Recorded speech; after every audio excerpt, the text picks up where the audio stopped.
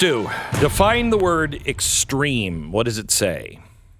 Extreme, reaching a high or the highest degree, furthest from the center or a given point. There you go. All right. Give me extremist. Extremist. A person who holds extreme or fanatical political or religious views, especially one who resorts to or advocates an extreme action. Okay, hang on. Extreme political or religious views. Mm-hmm. Especially one who resorts to or advocates extreme action. Do they have any examples on that? I'd like to know what extreme action is. Is that terrorist? Look up the word terrorist. What is terrorist? Terrorist. A person who uses unlawful violence and intimidation, especially against civilians, in the pursuit of political aims. Unlawful violence and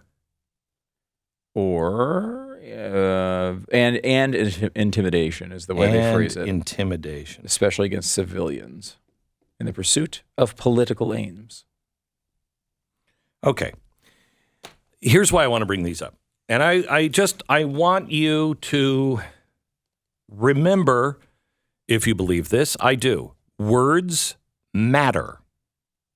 If you can change people's words and their language, you can change everything.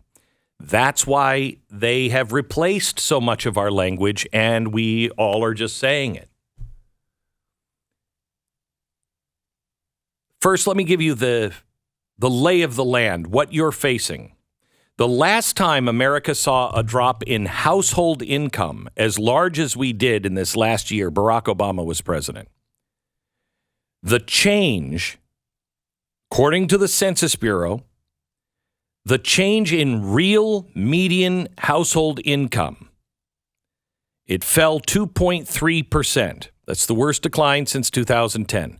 That means what you actually are bringing home. You know, they say, oh, jobs, we're creating all new great union jobs and pays going up. But what you're actually taking home is down by 2.3.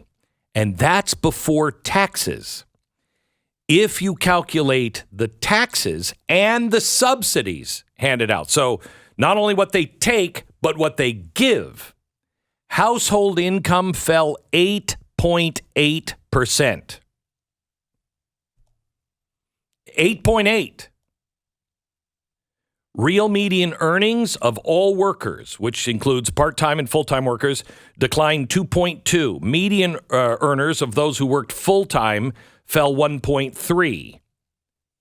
Now, they're wondering why Biden's numbers are so low. Like it's I don't know, like it's a Cheshire cat whose stripes are only appearing in a tree once in a while. It's really easy. People are getting poorer because inflation is eating away at your income. Family household income fell even more than the median, dropping 2.9%. Older Americans saw an income decline of 2.1, worse than the 1.4 decline for people under 65. So families and the elderly have suffered the most. Native-born incomes. You're born here in the United States, you fell 2.5%. But if you weren't born here in the United States, you edged up 0.2%. Region that was hit hardest? What a surprise. The Midwest. Incomes fell by a stunning 4.7%. In the Northeast, median households fell 3.8. In the West, 3.2. And in the South, income trickled down to by 0.1%. Why is that? Why is that? Why is the South doing so well? Weather? Maybe taxes? Government's kind of doing what's right for the people, maybe? Not so crazy all the time? Okay. Now I want to talk to you about extremists. I want to talk to you about extreme, extremist, and terrorists. The House Freedom Caucus and conservative groups held a press conference Tuesday opposing any deal to continue government spending at its current levels hours before the House reconvened after a week-long recess to tackle the task of keeping the government open past September 30th. The White House, eager to stave off a shutdown, has proposed a clean extension of the current spending levels. So you know the spending levels that we're spending right now this year, we were supposed to be $1 trillion over what we had. So we were going to add $1 trillion to the debt. But somehow or another, we spent an additional $1 trillion. So we are $2 trillion adding to the debt. That's the current spending. Do you find that reasonable? Let me take you back. Why is your income going down? Why are these things happening? Why is it that you are looking at the grocery store and you're looking at the price of eggs and milk and you're saying, what the? Now, gas, you can kind of understand because that goes up and down. But all of the stuff in the grocery store, how come the paper towels and the toilet paper are smaller? I mean, they're even cutting them now so they're not as wide. So it's not as big, but it's also not as wide. How come that's going down and yet the price is going up? How come I'm getting less for my dollars packaged? I'm not getting the same product I had, and I'm paying more money. Because your dollar isn't worth as much. That's why. When people talk about you're going to understand hyperinflation, at some point, you're going to understand hyperinflation, and we don't want to learn that lesson.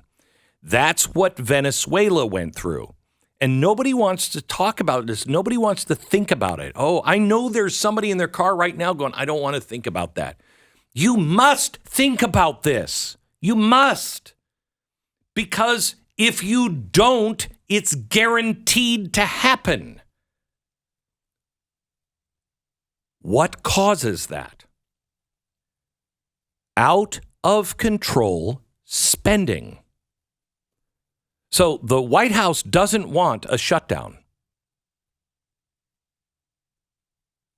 But they'll just continue with a clean bill, exact same spending levels, well, with the addition of $40 billion in Ukrainian aid, some disaster relief, and some border funding, but other than that, it'll be clean. Okay? So you're $2 trillion in debt more this year, and we're another $2 trillion next year. All in 4 years. All in 2 years. The more money they spend, the higher the inflation, the less your dollar is worth. Now, in story after story, the Republicans who are standing up and saying, no more, we cannot continue this. We're not going to have a gun held to our head. We have time right now to work out a budget. But that's not what's happening. The budget is being made behind closed doors. And then what do those leaders, McConnell, Schumer, McCarthy, Jeffries, what do those leaders do? Those leaders who think they know better than everyone else that you elected, you sent them to Congress. They get the blame, but are they to blame on this? Because they don't have a choice. Now, they're called terrorists. They're called extremists. An extremist is the furthest from the center. How many people do you know that are actually fighting for no budget to actually, pencil put to paper and work this out? How many people do you know that are saying, pass it in the middle of the night and no one read it? Do you know anybody? Left or right? Do you know anyone? Because I don't. Do you know anybody who says we can continue, besides the current administration, we can spend like it's raining money? Just keep spending $2 trillion a year. It should be $3 trillion a year. Do you know anyone that thinks our current level of spending is good? I don't. Do you? If you do feel that way, I want to hear how you got there. I really do. I'm not going to make you feel stupid or anything else. I just want to know how you got to that thinking. And it would be refreshing to hear because I don't meet those people. I don't know who those people are. I think those people are the ones furthest from the center. And then what do? Well, they try to intimidate people. They are currently telling our Congress members that you elected to do this job. Those 4 people are telling the 431 exactly what they have to do. You have to pass this right now. This is coming in 2 weeks. You have to pass this right now. We've already worked it out. No amendments, no reading it. Just pass it right now. Or you're going to get the blame for the government shutting down. Now,